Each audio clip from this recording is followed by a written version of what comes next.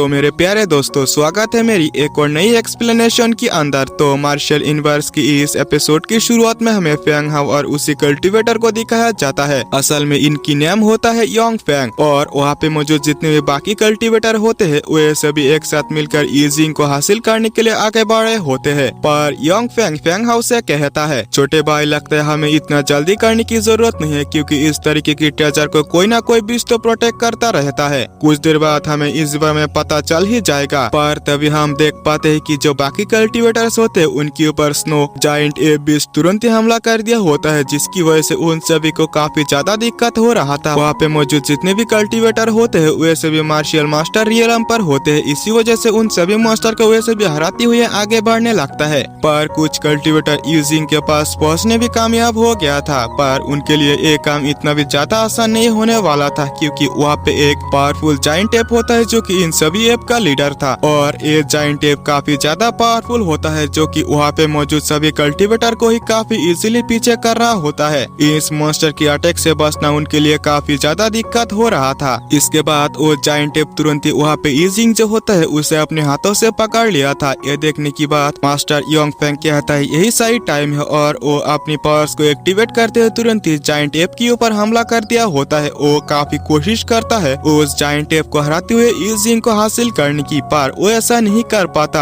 Giant app अपने हाथों से पकड़ते हुए उन्हें पीछे कर दिया होता है। इसके बाद वो उन सभी के सामने आ गया होता है। ये देखने की बात वहाँ पे मौजूद जितने भी मार्शल मास्टर रियलम की कल्टीवेटर होते हैं वे तुरंत ही उस जायंट एप के ऊपर अटैक कर दिया होता है। वो जायंट एप काफी इजीली उन सभी को हरा रहा होता है। मास्टर योंग फेंग कहता है, लगता है ये जो बीस्ट है जल्दी मार्शल ग्रैंड मास्टर रियलम पर ब्रेक थ्रू करने वाला है। इसी वजह से शायद से ये इन मार्शल आर्ट्स रियलम की कल्टीवेटर्स को इतने इजीली डिफीट कर पा रहा होता है। योंग फेंग फेंग हाउ से पूछता है, जूनियर ब्रदर क्या मैं अगर अपनी प्रीक स्ट्रेंथ का इस्तेमाल करूँ तो क्या रेड लोटस किंग मेरी हीट पॉइजन को संभाल पाएगा, क्योंकि इस जायंट एप को हराना इतना भी ज्यादा आसान नहीं है। ये सुनने की बात फेंग हाउ कहता है, यहाँ पे इतने सारे मार्शल आर्ट्स रियलम की कल्टीवेटर्स मौजूद है जो कि एक साथ मिलकर भी इसे हरा नहीं पा रहा है। आप पहले से हीट पॉइजन से अफेक्टेड हो तो क्या आपको लगता है कि आप इसे हरा पाएंगे? पर ये सुनने की बात योंग फेंग कहता है, बस मुझे ये बताओ कि क्या रेड लोटस किंग की सीट मेरी एनर्जी को रोक पाएगा, यानी कि मेरी हीट पॉइजन को सप्रेस कर पाएगा? ये सुनने की बात फेंग हाउ कहता है, हाँ शायद। ये सुनने की बात वो अपनी एनर्जी को एक्टिवेट करते हुए कहता है, तो क्या तुम्हें लगता है कि मैं एक मार्शल आर्ट रियलम की एक्सपर्ट हूँ? इसी के साथ वो तुरंत ही जायंट एप के ऊपर अटैक कर दिया होता है। उसकी स्पीड को देखते हुए फेंग हाउ कहता है, मुझे लगता है कि इसकी स्पीड डोंग फेंग हान से भी ज्यादा तेज है। आन जिंग हुआ कहती है, लगता है कि इसकी जो कल्टीवेशन है वो हमारी सोच से भी आगे निकल चुका है। ये शायद से पहले से ही मार्शल ग्रैंड मास्टर रियलम पर पहुंच चुका है। और फिर हम मास्टर योंग फेंग को देखते हैं जो कि काफी बुरी तरीके से उस स्नो पिस्ट को पीट रहे होते हैं। इसी के साथ साथ वो अपने मल्टीपल स्वॉट टेक्निक से उसके ऊपर अटैक करता है। स्नो बिस्ट भी जैसे तैसे इस अटैक को तो रोक लिया होता है। इसके बाद योंग फेंग अपनी एक पावरफुल मार्शल आर्ट टेक्निक का इस्तेमाल करते हुए उस स्नो बिस्ट के ऊपर अटैक करता है, जो कि सही में काफी ज्यादा पावरफुल था। ये अटैक तुरंत ही स्नो बिस्ट के एक हाथ को काट दिया होता है। ये देखने की बात वहाँ पे मौजूद बाकी कल्टीवेटर्स तुरंत से हासिल करने के लिए आगे बढ़ने लगता है। वैसे भी सोच रहा था कि इसी के अंदर ईजिंग मौजूद है, पर ऐसा नहीं होता। उस बिस्ट ने पहले से ही ईजिंग को अपने दूसरे हाथों के अंदर ले लिया होता है। और फिर हम उस जायंट एप को देखते हैं जो कि ईजिंग को अपनी बॉडी के अंदर ले लिया होता है, यानी कि खा लिया था। मास्टर योंग फेंग भी समझ जाता है कि यहाँ पे कुछ न कुछ तो बुरा होने वाला है, और वो फेंग हाउ से कहता है कि तुम तुरंत ही छुप जाओ। वो स्नो मॉन्स्टर यूजिंग को एब्जॉर्ब करते हुए एक आइस एनर्जी को रिलीज करता है, जिसकी वजह से वहाँ पे जितने भी नॉर्मल कल्टीवेटर होते हैं, यानी कि जितने भी मार्शल आर्ट रियलम की कल्टीवेटर होते हैं, वे तुरंत ही वहाँ पे फ्रीज हो गए होते हैं। जब ये अटैक पूरी तरीके से नलीफाई होता है, फेंग हाउ तुरंत ही योंग फेंग के पास जाकर उन्हें हील करने लगता है। हम स्नो जायंट एप को भी देखते हैं जो कि ईजिंग का एनर्जी की इस्तेमाल करते हुए अपने हाथों को फिर से रिजेनरेट कर रहा था। योंग फेंग कहते हैं यही टाइम है स्नो मॉन्स्टर को पूरी तरीके से किल करने का, क्योंकि अगर यहाँ पे जरा से भी देर होता है मुझे लगता है कि अपनी पीक स्ट्रेंथ का इस्तेमाल करते हुए शायद ही मैं स्नो मॉन्स्टर को हरा पाऊँ। आन जिंग हो तुरंत ही कहते, अगर तुम्हें ईजिंग चाहिए तो तुम्हारे पास काफी कम टाइम बचा हुआ है, तो मुझे तुम्हारी बॉडी के अंदर कंट्रोल करने दो ताकि मैं इस स्नो मॉन्स्टर को किल करते हुए बचा हुआ ईजिंग निकाल सकूं। फेंग हाउ भी समझ जाता है कि इसके अलावा उनके पास और कोई रास्ता भी मौजूद नहीं है। अगर यहाँ पे स्नो मॉन्स्टर ने ईजिंग को पूरी तरीके से एब्जॉर्ब कर लिया तो उनके लिए यहाँ पे और भी मुश्किल खड़ी हो सकता है। फेंग हाओ तुरंत ही यांग फेंग से कहता है, आप यहीं पे इंतजार करना, मेरे पास एक सीक्रेट टेक्निक मौजूद है जिसका इस्तेमाल करते हुए मैं इस स्नो मॉन्स्टर को शायद से किल कर पाऊँ, पर इसके लिए एक कंडीशन है, मुझे कई सारे एनर्जी क्रिस्टल्स की जरूरत है। ये सुनने की बात तो मास्टर यांगजंग तुरंत ही एक स्टोरेज बैग को निकाल कर देता है जिसके अंदर कई सारे एनर्जी क्रिस्टल होते हैं। यह देखने की बात तो फेंग हाओ भी काफी ज्यादा खुश हो गया होता है। इसी के साथ साथ आंट जिंग हुओ तुरंत ही फेंग हाओ की बॉडी के अंदर एंटर हो गया होता है और उन एनर्जी क्रिस्टलों से एनर्जी को एब्जॉर्ब करने लगता है। जहाँ पे एनर्जी को पूरी तरीके से एब्जॉर्ब करने के बाद उनके बॉडी में यांग फेंग की तरह ही विंग्स क्रिएट हो गया था, यानी कि फेंग हाओ की पावर अब मार्शल ग्रैंड मास्टर लेवल पर पहुंच चुका था और वो एक पावरफुल टेक्निक को एक्टिवेट करते हुए कहती है, तुम छोटे से स्नो मॉन्स्टर, क्या तुम्हें लगता है कि तुम मेरी सामना कर सकते हो? तुम्हें अंदाजा भी नहीं है कि मैं कितना ज्यादा पावरफुल हूँ। और वो तुरंत एक पावरफुल अटैक उस बिस्ट के ऊपर कर दी होती है। वो बिस्ट भी काफी कोशिश करता है कि वो इस अटैक को रोक पाए। फेंग हाओ की इतनी खतरनाक लेवल की पावर को देखकर तो यांग फेंग भी काफी ज्यादा शॉक हो चुका था। इसी के साथ साथ हम उस बिस्ट को देखते जो कि फेंग हाओ की अटैक के अंदर काफी बुरी तरीके से मर चुका था। स्नो मॉन्स्टर की माइंड की वजह से उसकी बॉडी के अंदर से जो ईजिंग होता है वो भी बाहर निकल के आ गया होता है। फेंग हाओ तुरंत ही उस ईजिंग को हासिल करते हुए नीचे आ गया होता है, पर नीचे आने की बाद वो तुरंत ही बेहोश हो गया होता है क्योंकि इस अटैक को करने में उसकी काफी ज्यादा एनर्जी लॉस हो गया था।